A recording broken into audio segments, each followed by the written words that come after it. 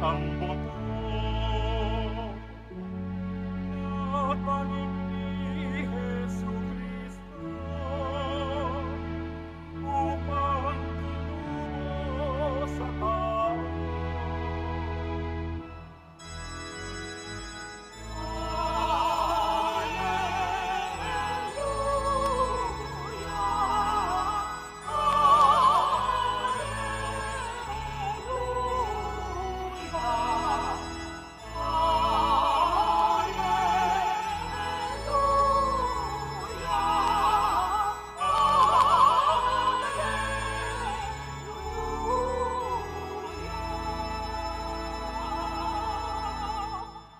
Sumainyo ang Panginoon. At sumaiyo rin. Ang mabuting balita ng Panginoon ayon kay San Marcos. Papuri sa iyo, Panginoon.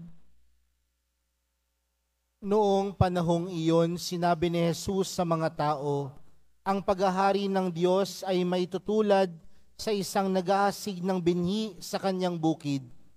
Pagkatapos niyon, magpapatuloy siya sa kanyang pang-araw-araw na gawain, tutubo at lalago ang binhi nang hindi niya nalalaman kung paano. Ang lupa'y siyang nagpapasibol at nagpapabunga sa mga pananim. Usbong muna sa kauhay na pagkatapos ay mahihitik sa mga butil. Pagkahinog ng mga butil, agad itong ipagagapas sapagkat dapat nang anihin. Sa ano natin ihahambing ang paghahari ng Diyos? Sabi pa ni Jesus. Anong talinghaga ang gagamitin natin upang ilarawan ito? Tulad ito ng butil ng mustasa na siyang pinakamaliit sa lahat ng binhi. Kapag natanim na at lumago, ito'y nagiging pinakamalaki sa lahat ng puno ng gulay. Nagkakasanga ito ng malalabay, ano pat ang mga ibon ay nakapamumugad sa mga sanga nito. Ang salita'y ipinangaral ni Jesus sa kanila sa pamamagitan ng maraming talinghagang tulad nito, ayon sa makakaya ng kanilang pangunawa.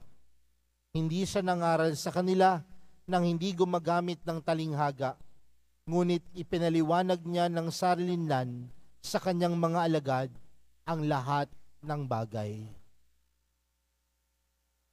Mga kapatid, ang mabuting balita ng Panginoon. Pinupuri ka namin, Panginoong Hesukristo. Magsiupo ang lahat. Magandang umaga po sa inyong lahat. Pakibati nga ang katabi ng magandang umaga. Mga kapatid, sa araw na ito, tayo ay natitipon sa banal na Eukaristiya ngayong 11 linggo sa karaniwang panahon.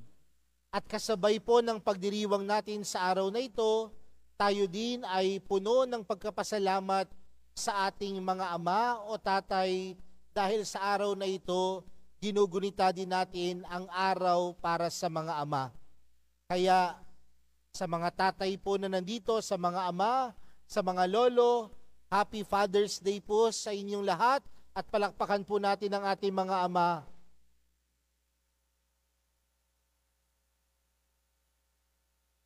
Isang bagay po ang marahil mapapansin natin sa takbo ng mundo natin ngayon. Lahat gustong mabilisan. Lahat napakabilis ng takbo. Kung mapapansin po natin sa teknolohiya, napakabilis din pong magpalit ng bagay. Kung yung binili mong cellphone noong nakaraang taon, marahil ngayon luma na yan. Marahil nga ngayon obsolete na yan. Kasi meron ng mas bago, meron ng mas maganda dahil sa bilis ng takbo ng teknolohiya. Pero hindi lamang teknolohiya ang pagbabago, maraming mga bagay ang nagbabago ng mabilis sa mundo natin ngayon. Kaya ang mga tao sa panahon natin ngayon, gusto lahat ng bagay mabilisan. Gusto lahat ng bagay madalian. Dati kapag gusto mong uminom ng masarap na kape, kailangan ka pang magiling ng kape. Pero ngayon, maglalagay ka na lang na mainit na tubig, kinatamaran mo pa. Di ba? Dati kapag ikaw ay manliligaw sa iyong iniirog, anong dapat mong gawin? mag-igib ng tubig. Diba? Ano pa ba? Magpadala ng tsokolate, magpadala ng rosas, magharana. Pero ngayon, ka-text mo lang ngayon, kinabukasan, kinasal ka na. Kinabukasan, hiwalay na. Dahil lahat nga mabilis. Gusto natin lahat mabilisan. Gusto natin lahat paspasan. Dahil para sa atin, kung tayo ay naghihintay, sayang ang oras. Pero mga kapatid, sa atin pong ebanghelyo para sa araw na ito, tila merong tinuturo sa atin si Jesus. Ang paghihintay, dahil gusto niyang ipaalala sa atin na ang lahat ng bagay merong proseso, merong dinadaanan. Kasi kapag ang isang bagay minadali, minsan ang isang bagay na minadali o hindi pinag-isipan, hindi dumaan sa proseso, minsan hindi maganda ang kinalalabasan. Tingnan po natin sa prutas. Kapag ang prutas hinog sa pilit, kung tawagin natin, anong lasa po ng prutas na ito? Mapakla, matabang, maasim, dahil hinog sa pilit. Pero kapag ang isang prutas dumaan sa tamang proseso, ang kanyang pagkahinog, anong lasa ng prutas? Masarap, matamis. Mga kapatid, sa buhay natin, lahat tayo dumaan sa pagiging maliit. At ang lahat ng dumaan sa pagiging maliit, balang araw sila ay lumalago. Pero kung papansinin natin yung pagiging matagumpay sa kanilang buhay, hindi naman yan minadali. Pinaghirapan, pinagtrabahuhan.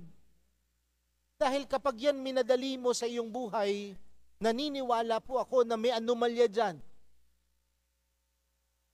Kaya po sa araw na ito, mga kapatid, pinapaalalahanan po tayo na ang bawat isa sa atin nanggaling sa pagiging maliit. Matagumpay man ang iyong buhay sa mga oras na ito dahil nakukuha mo ang lahat ng bagay, pakitandaan na sa iyong buhay dumaan ka sa pagiging maliit. At kung ikaw ay dumaan sa pagiging maliit, isang disposisyon lamang ang dapat na pinapaalala sa iyo ng Panginoon sa araw na ito. Ano po yun? Kapakumbabaan. Kung sa mga oras na ito, matagumpay mo sa buhay, huwag kang makalilimot na ikaw ay dumaan sa pagiging maliit. Huwag kang makalimot na ikaw ay dumaan sa pagiging isang butil ng binhi. Kasi minsan, aminin natin o hindi, may mga pagkakataon na matagumpay na tayo, nakuha na natin ang lahat, nakalimutan din natin magpakumbaba. Nakalimutan din nating bumalik sa pagiging maliit. Pero anong sabi sa atin ng Panginoon? Ang bawat isa sa atin ay parang butil ng mustasa na lumalago at lalago.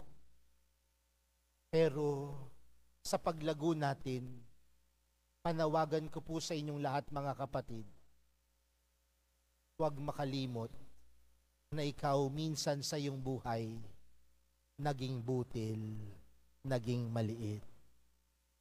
Dahil oras na makalimot ka, nagiging mayabang ka. At oras na maging mayabang ka, sa tingin mo, hindi mo na kailangan ng Diyos. Pero mga kapatid, sa araw na ito, ano man ang naabot mo sa buhay, ano mang tagumpay na meron ka, pakitandaan na minsan sa iyong buhay, naging butil ka, naging maliit ka. meron ho akong isang kwentong nabasa. Meron daw pong isang bata na magdiriwang ng kanyang kaarawan. At 10 po silang magkakapatid.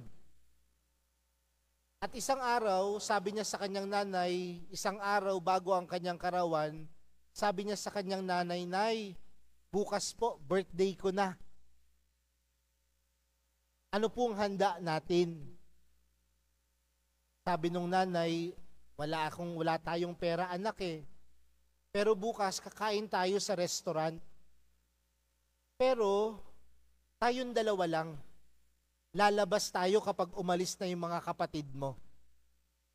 Kaya umagang-umaga ng kanyang araw ng kaarawan, itong si Bunso nasa labas ng kanilang pintuan at isa-isa niyang pinagmamasdan na umaalis yung kanyang mga kapatid. Kasi nga wala silang pera, hindi mapaghahandaan ng buong pamilya. Kaya nung wala na yung kanyang mga kapatid, lumapit siya sa kanyang nanay, sabi niya, "Nay, wala na sila. Pwede na tayong umalis." Yung nanay at si Bunso pumunta sa restaurant, tinawag yung waiter at sabi sa waiter, "Pwede bang mag-order kami ng isang scoop ng chocolate ice cream? Samahan mo na din ng 2 kutsarita." Dumating yung ice cream at si nanay, binuksan yung coin purse niya. At sa coin purse niya, kinuha niya yung napakaliit na kandila. At inilagay doon sa ibabaw ng ice cream na tumutulo. At yung nanay umawit ng happy birthday sa kanyang anak. Lumuluha yung nanay, yung anak, tuwang-tuwa, galak na galak. Nung nabasa ko yung kwento na ito, sabi ko, para sa nanay, napakaliit ng kanyang ginawang sakripisyo. Pero dun sa anak, maituturing niyang napakalaki. Mga kapatid, sa buhay natin, huwag nang nating tingnan yung malaking kaya nating ibigay. Pagkos magsimula tayo sa maliit. At itong maliit na ito, balang araw, lalago, lalaki, at pwedeng magbigay tulong sa iba. Kaya mga kapatid, sa araw na ito, huwag kang makakalimot. Bumalik sa iyong nakaraan, tingnan ang iyong sarili, at alalahanin mo, na kahit gaano ka naging matagumpay sa buhay mo na meron ka, dumating sa iyong punto na ikaw ay nagsimula sa pagiging butil, sa pagiging binhi, sa pagiging buto, sa pagiging maliit. Pangalawa, mga kapatid, ang bawat tagumpay na nakakamit natin sa ating buhay ay hindi lamang dahil tayo ay magaling.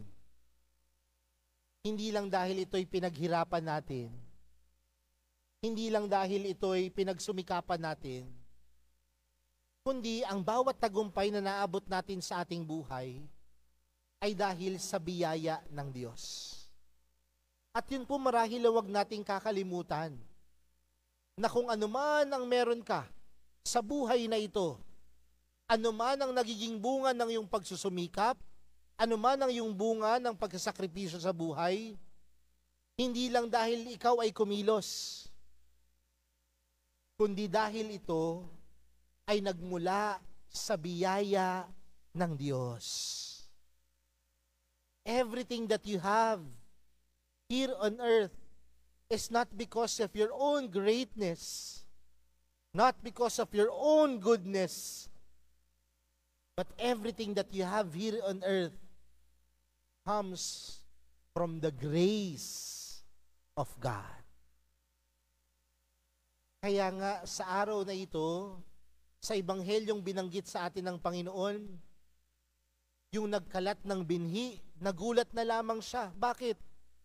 Paggising niya isang umaga, yung binhing kanyang kinalat, tumubo, namunga. Hindi naman niya inalagaan. Pero bakit namunga? At bakit tumubo ang mga binhi?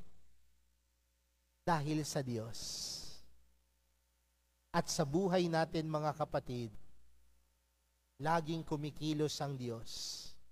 Hindi man tayo karapat-dapat, marami man tayong pagkukulang, marami man tayong limitasyon, pero ang Diyos laging kumikilos sa ating buhay. At ang pagkilos ng Diyos, nagkakaloob sa atin ng biyaya. Kaya mamaya po, pag-uwi niyo po ng inyong tahanan, magandang tingnan yung mga bagay na meron ka. At tingnan mo yung mga bagay na meron ka. Pero wag mo sanang sabihin, nakuha ko to kasi pinagpaguran ko yan. Nakuha ko to kasi nagtrabaho ako. Nakuha ko to kasi nagsakripisyo ako.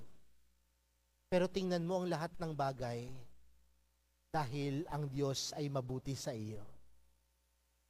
At kung ang Diyos ay mabuti sa iyo, lahat ng meron ka ay biyaya mula sa Diyos.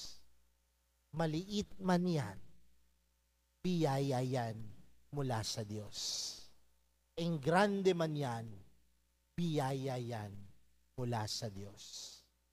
Dahil lahat ng meron tayo ay biyaya mula sa Diyos.